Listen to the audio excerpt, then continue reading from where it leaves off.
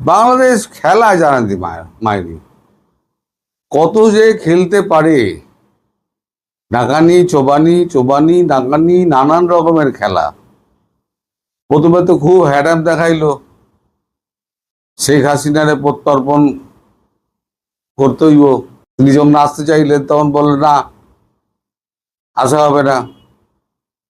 এখন তারপর ধুয়ো তুললেন কি 5 তারিখে উনি ফ্যাসিস্ট ফ্যাসিস্ট খুনি ফুনি এই সমস্ত বলেছেন। ভারতবর্ষ তাকে সমস্ত রকম সুযোগ সুবিধা দিচ্ছে, সুতরাং আমরা এর প্রতিবাদ জানাতে আমরা এই এতে যাব না। এই নিয়ে অন্তত 400টার ওপরে তো খবরের কাগজে বেরিয়েছে, মিডিয়ায় প্রকাশিত হয়েছে। এছাড়া চ্যানেলগুলো আছে, অনলাইনগুলো আছে, সব ধরলে প্রচুর অগুন্তি। কোথাও কিন্তু এরা দেখাতে পারবে না যে শেখ হাসিনা কাউকে খুনি বলেছেন, কাউকে বলেছেন হত্যাকারী, চক্রান্তকারী, কোথাও বলেননি। আমিও তো পুরোটা শুনেছি, কোথাও বলেননি। তো এইসব নিয়ে যখন হচ্ছে তখন এবারেতে মুখ খুলেছেন আমাদের প্রাক্তন কেন্দ্রীয় রেলমন্ত্রী এবং বর্তমান আপনাদের বাংলাদেশের রাষ্ট্রদূত দীনেশ ত্রিবেদী। তিনি একের পর এক বাউন্সার যা চালিয়ে গেছেন, একের পর এক। তিনি যে বাউন্সার গুলো চালিয়েছেন, তারপর কাঠের পুতুলের মতো খলিলুর রহমান এবং তার পারিষদবর্গ আর স্বয়ং প্রধানমন্ত্রী তারেক রহমানকে কাঠের পুতুলের মতো বসে থাকা ছাড়া কোনো উপায় ছিল না। তিনি একটার পর একটা বাউন্সার মেরেছেন। প্রশ্ন অভ্যর্থনা হয়েছে, একে অপরকে ফুলের তোড়া দিয়েছে, খুব ভালো ভালো কথা হয়েছে। প্রথম 15 মিনিট প্রায় গলায় গলায় লাগালাগি অবস্থা আর কি। তাল কাটলো যখন শেখ হাসিনা প্রসঙ্গ উঠলো।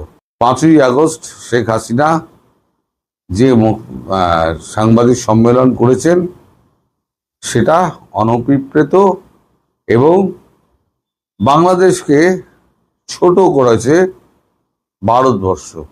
অর্থাৎ ভারতবর্ষ, বাংলাদেশের বক্তব্য, ভারতবর্ষ বাংলাদেশকে ডিকটেট করতে চাইছে যে আমরা যা খুশি তাই করতে পারি, তোমরা আমাদের হাসিনা নিয়ে কিছু বলতে পারবে না। তখন দীনেশ ত্রিবেদী বলেন যে হাসিনা প্রসঙ্গ যখন উঠলো তাহলে আমি 2-4টে ঘটনা আপনাদের বলি। আপনারা চিঠি দিলেন প্রথমে বন্দি প্রত্যর্পণ হিসেবে, ইন্টারন্যাশনাল ক্রাইম ট্রাইব্যুনালে আপনাদের মামলা হয়েছে, সেখানে তার ফাঁসির দণ্ড হয়েছে। সেই দণ্ডপ্রাপ্ত আসামিকে ফেরত দিতে হবে। এখন আমাদের দেশে তো সেই নিয়ম নেই। আপনাদের দেশের সেনাবাহিনী হেলিকপ্টারে করে আমাদের দেশে পৌঁছে দিয়ে এসছেন, সুতরাং অপরাধী হন কি করে তিনি? তিনি তো অপরাধী নন। তাহলে চুক্তির প্রথমটাই খারিজ হয়ে গেল। এরপরে উনি যখন বললেন যে আমি ডিসেম্বরের মধ্যে ফিরব, তখন আপনারা আবার উল্টো সুর গাইলেন। আপনারা বললেন কি না না আমরা দেশে ঢুকতে দেবো না। এখন আবার 5ই আগস্ট নিয়ে পড়েছেন। তার মানে কি আপনারা চাইছেন যে শেখ হাসিনাকে বৃত্তাকার করে আপনারা এই সমস্যাটাকে জিইয়ে রাখবেন, তাই তো? মানে মোটামুটি সেটাই দাঁড়াচ্ছে। তখন খলিলুর কিছুটা আমতা আমতা করে বসে বলতে যান, তখন দীনেশ ত্রিবেদী তাকে বলেন, শুনুন, আমি 43 বছরের পার্লামেন্টেরিয়ান, 43 বছর ধরে আমি ভারতীয় জাতীয় সংসদ, আমি ওখানে অংশগ্রহণ করেছি। আমি 2বারের রেলমন্ত্রী, সারা ভারতবর্ষের 2বারের রেলমন্ত্রী। আমি রাজ্যসভার ডেপুটি স্পিকার ছিলাম। আপনি আমাকে আর কি শেখাবেন? আমি আমার ব্যাকগ্রাউন্ড বললাম। আপনারা যারা এখানে আছেন, আপনাদের ব্যাকগ্রাউন্ড যদি আমার থেকে স্ট্রং হয় তাহলে আপনারা বলুন। ভারতবর্ষ নেগোসিয়েশনের জন্য এসছে, ভারতবর্ষ কিন্তু সারেন্ডার করতে আসেনি।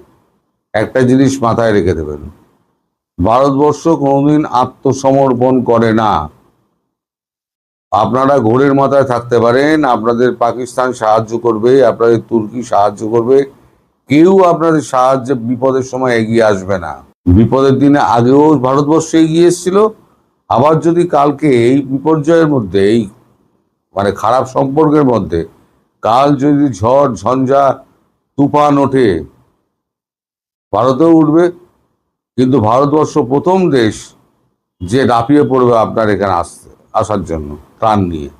পাকিস্তান 4বার যুদ্ধ করেছে আমাদের বিরুদ্ধে, 2বার আত্মসমর্পণ করেছে আর 2বার পালিয়ে গেছে।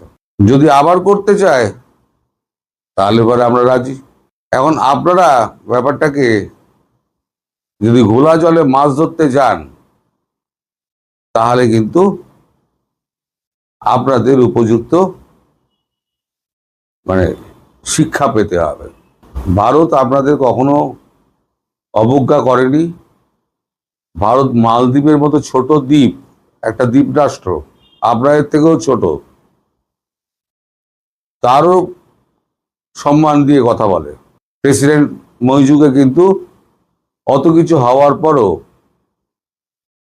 দ্বিতীয়বারের শপথ গ্রহণ অনুষ্ঠানে কিন্তু মইজুকে কিন্তু আমরা আমন্ত্রণ জানিয়েছিলাম।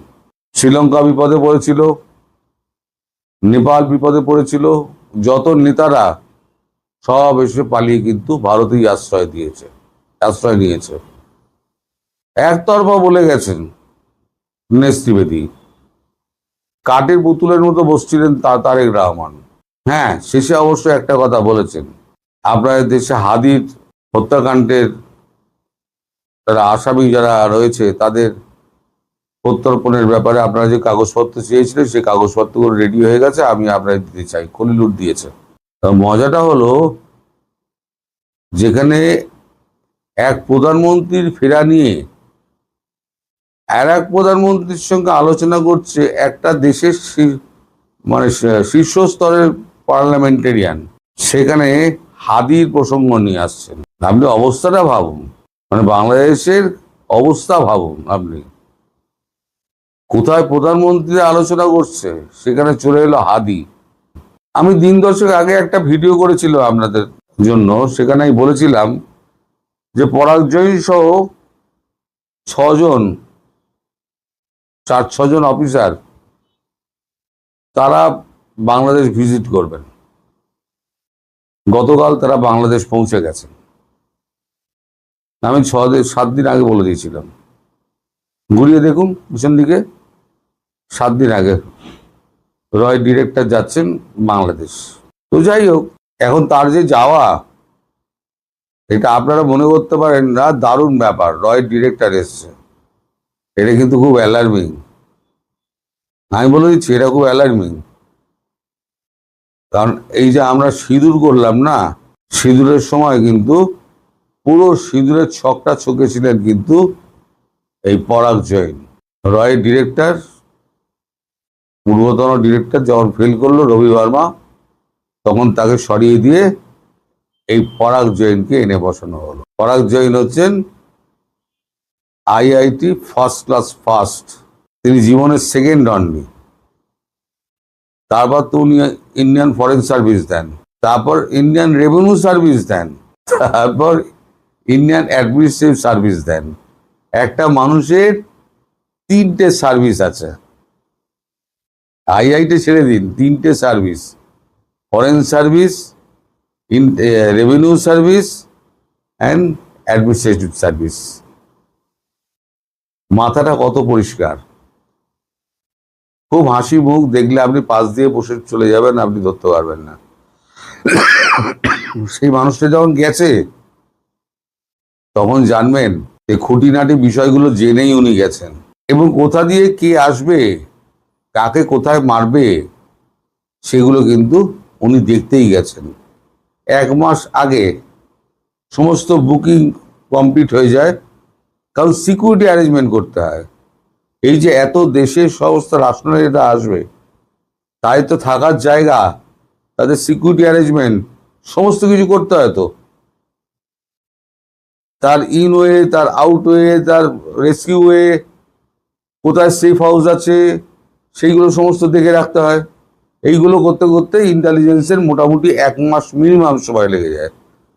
তাই 12 তারিখ 13 তারিখ হচ্ছে লাস্ট। তারপরে যদি তারেক রহমান বলেন, তাহলে নয়ডার কোনো হোটেলে গিয়ে থাকতে হবে, উইদাউট সিকিউরিটি, হয়তো সামান্য সিকিউরিটি পাবেন।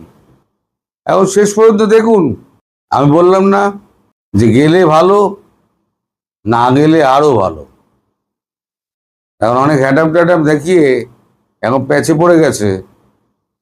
এখন যে জিনিস যাওয়ার সমস্ত ব্যবস্থা করবেন ডিজি, তাকে বলা হয়েছে, তিনি বলেছেন আমি কি করব, ছেড়ে দেব, না ব্যবস্থা করব। তা বলেছে আপনি ব্যবস্থা করে যান, দরকার হলে আমি আপনার সঙ্গে কথা বলে নেব। এখন আসবেন কি আসবেন না সেটা কিন্তু পরের কথা। কারণ এমনও হতে পারে যে ভেতরে একটা গন্ডগোল ফন্ডগোল লাগিয়ে দিয়ে দেখিয়ে দিল যে এই অবস্থায় আমরা যাই কি করে। এরমও হতে পারে, অনেক কিছুই হতে পারে। মানে এটাকে এড়ানোর জন্য সব রকম চেষ্টা করছে।